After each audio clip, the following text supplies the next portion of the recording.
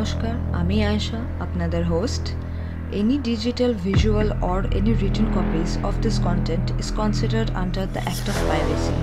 চলুন শুরু করা যাক আজকের গল্প।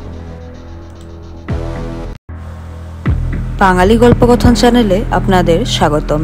আজকের গল্প লীলা মজুমদারের লেখা বৌদি পিসির বর্মি বাক্স, পর্ব 14। দেখলাম সকালবেলার রোদ পিছন দিকের বারান্দা দিয়ে ঘরে এসে বিছানা ভরে দিয়েছে। কাটা সিঁড়ির দাগটা চকচক করছে। হঠাৎ কেন জানি মনে হলো সিঁড়িটা একটা ভারী ইম্পর্টেন্ট জিনিস। এই তো সুবর্ণ সুযোগ সেই গোপন চিঠি পড়বার। পকেট থেকে বের করে দেখলাম লাল কালিতে লেখা শ্রীযুত বাবু বিপিন বিহারী চৌধুরীর কাছ থেকে 200 পাইলাম। শাহ নিধিরাম শর্মা পু সব অনুসন্ধান আদি গোপন থাকবে। অবাক হয়ে ভাবছি শেষদাদা মশাই কি উদ্দেশ্যে চিমড়েকে টাকা দিলেন, কি অনুসন্ধান? এ ভীষণ সন্দেহজনক।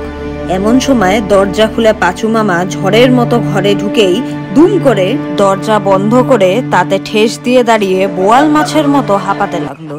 মুখটা দেখলাম আগের চাইতেও সাদা, কপালে ঘাম দেখা দিয়েছে, চুল উস্কো খুস্কো। চিঠিটা পকেটে গুজে লাফিয়ে খাট থেকে নেমে বললাম, কি হয়েছে পাঁচু মামা, আবার জোলাপ খেয়েছো?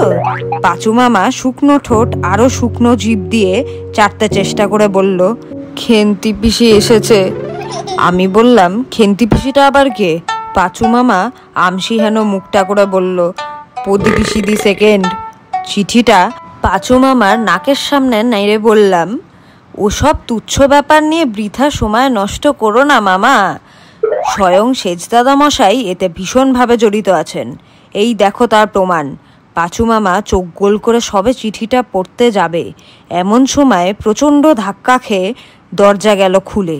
আর সত্যি বলছি, অবিকল আমার সেই স্বপ্নে দেখা পদিপিসির মতো কে একজন তেলো হাড়ির মতো মুখ করে ভিতরে এলেন। বুঝলাম এই খেন্তি পিসি।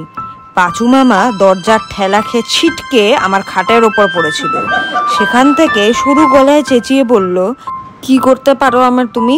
এমন কোনো স্ত্রীলোক জন্মায়নি যাকে আমি ভয় পাই, জানো আমার বুকের মধ্যে সিংহ। এইটুকু বলতেই খেন্তি পিসি কোমরে কাপড় জড়িয়ে খাটের দিকে এক পা এগুলেন, আর পাঁচু মামাও অন্য দিক দিয়ে টপ করে নেমে খাটের তলায় অগন্তি হাড়ি কলসির মধ্যে সেদিয়ে গেল। আজকের মতো গল্পের গাড়ি এখানেই থামলো। Please do not forget to like, share and subscribe Bangali Golpokothon channel for part 15 of the story. Thanks for tuning in.